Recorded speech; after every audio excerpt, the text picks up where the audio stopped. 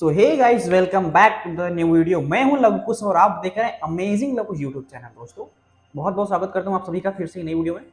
सबसे पहले तो उन लोगों के लिए बात करते हैं, आप सब लोग बधाई हो, आप लोगों को ईमेल आ गया है इंटरव्यू के लिए और आप हिस्सा बनने जा रहे हो Bharat petroleum corporation limited India का, जिसमें गवर्नमेंट का 50% शेयर है, यानी कि अर्ध सरकारी। 50% गवर्नमेंट है, 50% प्राइवेट है।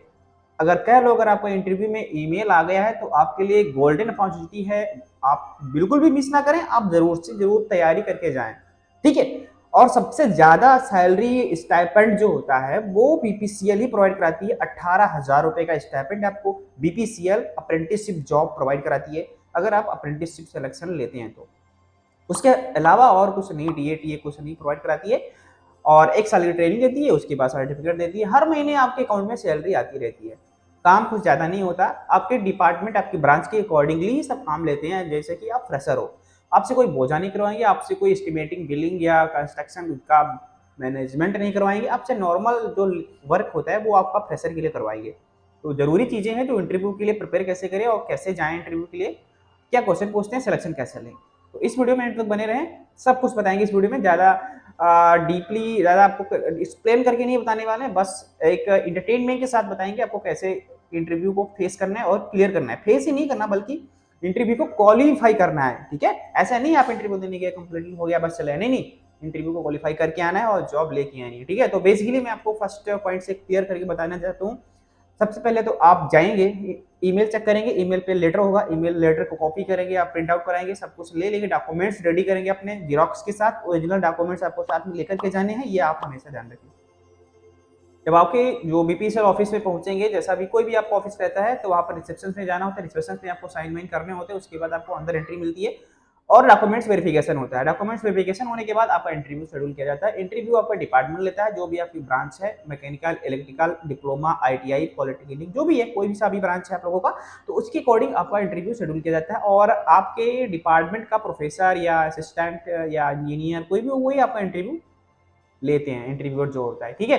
तो फर्स्टली आपसे अपने बारे में पूछेंगे। मेरे जैसा मेरा इंटरव्यू हुआ तो उन्होंने पूछा आप अपने बारे में बताओ थोड़ा सा। तो जैसे कि मैंने बता दिया, मेरा नाम लवकुश यादव है, मेरा एड्रेस ये है, मैंने 10th की पढ़ाई यहाँ से की है, 12th की पढ़ाई मैंने यहाँ से की है, इतना इतना परसेंटेज रहा है। उसके बाद मैंने ये कोर्स किया है, देन उसके बाद मैंने पॉलिटेक्निक किया, उसके बाद मैंने इतना किया, उसके बाद मैं बीटेक कर रहा हूँ। ये चीज़ें मैंने जो है इन्फॉर्म करके उनको बता दी। उसके बाद ये बोला कि आप अप्रेंटिसशिप क्यों करना चाहते हो, ठीक है। फर्स्टली क्वेश्चन अपना बायोडाटा हुआ, हालांकि सबसे बायोडाटा नहीं पूछते हैं फर्स्ट बार जाओगे तो, लेकिन किसी से भी पूछ सकते हैं, ठीक है। तो सेकंड क्वेश्चन हुआ कि आप अप्रेंटिसशिप क्यों करना चाहते हो, तो आपका सही से जवाब होना चाहिए हमें, सर अभी एक्चुअली मैं फ्रेशर हूँ, मैंने अभी पास आउट किया है, तो मुझे वर्क सीखना है और वर्क करना है। इसके साथ मैं कुछ गेन भी, वर्क भी गेन कर पाऊंगा और उसके साथ नॉलेज भी गेन कर पाऊंगा। इस वजह से मुझे अप्रेंटिसशिप करनी है, इसलिए मैंने अप्रेंटिसशिप में अप्लाई किया हुआ था। आपको इसी सिंपल वे में आपको आराम से आंसर दे देना है, जरा सा भी हेजिटेट नहीं होना, घबराना नहीं है। और ऐसा नहीं है आपको बार बार पसीना नहीं आना चेहरे पे, ऐसा नहीं लगना चाहिए कोई आपको हाव भाव में प्रेशराइज कर रहा है। वहाँ पे बहुत ही स्वीट सर होते हैं, बहुत ही प्यारे होते हैं, बिल्कुल मजे मजे में आपका इंटरव्यू निकल जाएगा, ठीक है। और हाँ, ऐसा सोच के चलो कि हाँ इंटरव्यू आपका मजे में निकल जाएगा, तभी आपका सिलेक्शन होगा। बहुत डीपली अगर जाओगे कि यूपीएससी की तरह इंटरव्यू दे दोगे तो फिर बहुत रायता फैल जाएगा, ठीक है। तो आपका सिलेक्टेड नहीं किया जाओगे, क्योंकि वो जॉब है अप्रेंटिसशिप के लिए, परमानेंट जॉब नहीं है, वो सिर्फ ट्रेनिंग कराती है। ट्रेनिंग के लिए लड़का उनको फ्रेशर ही चाहिए होता है, एनटीएस पे सारा रजिस्टर्ड कैंडिडेट फ्रेशर ही है। तो इस बेसिक को आप फॉलो करके चले, आपको कुछ नहीं आता है, ठीक है। आपको सिर्फ इंटरव्यू देना है और इंटरव्यू को कंडक्ट करना है और एक साल की ट्रेनिंग लेनी है। उसके बाद आपको जॉब बीपीसीएल में परमानेंट नहीं मिलती है, ठीक है, ये आप गांठ बांध लीजिए। बीपीसीएल में जॉब करने के लिए उसका कैरियर पेज अलग होता है, रिक्रूटमेंट पोर्टल अलग होता है, वहां से आपको अप्लाई करना होता है, ठीक है। तो आप थर्ड क्वेश्चन की बात करते हैं। थर्ड क्वेश्चन आपका ये पूछते हैं कि आप जो है किस सब्जेक्ट में इंटरेस्ट रखते हैं, कौन सा सब्जेक्ट आपको बहुत अच्छा है। तो आप बता देंगे कि ये सब्जेक्ट हमारा बहुत अच्छा है। यही वही सब्जेक्ट आपको वही बताना है जो आप तैयार करके गए हो या आपका पहले से तैयार हो। क्वेश्चन आपके उसी सब्जेक्ट से पूछे जाएंगे। बेसिकली मेरे साथ क्या हुआ था, हमसे उन्होंने पूछा कि आप क्या करना चाह रहे हो, मतलब अप्रेंटिसशिप क्या करना, क्यों करना चाह रहे हो और आगे क्या इरादा क्या है, किस सेक्टर में जाना चाहते हो। मैंने बोला एसएससी जेई मुझे क्वालिफाई करना है, मेंस क्वालिफाई हो गया नहीं हो पाया था, प्रीलिम्स क्वालिफाई हो गया था, मेंस में डिस्क्वालीफाई हो गया किसी वजह से। मैंने अपना प्रॉब्लम बता दी, मेरी स्ट्रक्चरल मैकेनिक्स थोड़ा सा कमजोर थी सर, और एसएससी डिजाइन में थोड़ा सा दिक्कत आती है, सिविल से नहीं हो पाया। उसके बाद भाई मैंने तो अपना पूरी तरह से डिटेल बता दी थी, मैं कैसे कैसे आया हूँ सर, कितनी मुश्किलों से आया हूँ, टिकट टिकट कंफर्म करा के नहीं हो पाया, वेटिंग लिस्ट करा के जनरल डिब्बे में धक्का मुक्की खा के खड़ा कर, मतलब इतना सब कुछ मैंने सब सच सच बता दिया। वो हंसने लगे सर, हंसने लगे, बोले ठीक है तुम्हारी प्रॉब्लम मैं समझ सकता हूँ, अचानक टिकट कंफर्म नहीं हो सकता, लेकिन ये चीज़ें मायने नहीं रखती है। और ये बताओ, उन्होंने बोला कि जो है अप्रेंटिसशिप जॉब कहाँ करना पसंद करते हो। अब यहाँ तक जब बात आ जाती है तो आपका इंटरव्यू 50% क्वालिफाई हो जाता है। जब आपसे ये कोई इंटरव्यूअर पूछ ले कि आप किस लोकेशन के लिए प्रेफरेंस देना चाहोगे, आपको अगर पोस्टिंग दी जाए आपके घर में या आपसे विदेश में या बाहर राज्य में, तो आप कर पाओगे। अगर इतनी बात पूछ लेती है तो आपसे ये समझ लो आपका 50% सिलेक्शन हो गया है। ठीक है, तो मैंने कहा सर मैं अपनी ऑन लोकेशन के बाहर नहीं कर पाऊंगा जॉब फिलहाल। ठीक है, उसके बाद बोले और क्वेश्चन बताओ, सर्वे के क्वेश्चन बताए गए कि सर्वे कैसे करते हैं, सर्वे क्या होता है, कितने प्रकार की सर्वे होती है, टैप क्या होता है, चैन सर्वे क्या होता है, थियोडोलाइट में क्या मेजर करते हैं, और हम एक जो है स्लोप मैदान होगा। उन्होंने बोला कि जो एक बीपीसीएल का पूरा क्षेत्र है, जैसे यहाँ पर बीपीसीएल ऑफिस बना हुआ है, मेन ऑफिस समझ लो, उन्होंने पूछा कि यहाँ पर बीपीसीएल ऑफिस नहीं है, यहाँ पर एक उबड़ खाबड़ जंगल जैसी जमीन पड़ी हुई है, नोएडा सेक्टर 5 में, उन्होंने बता रहे थे।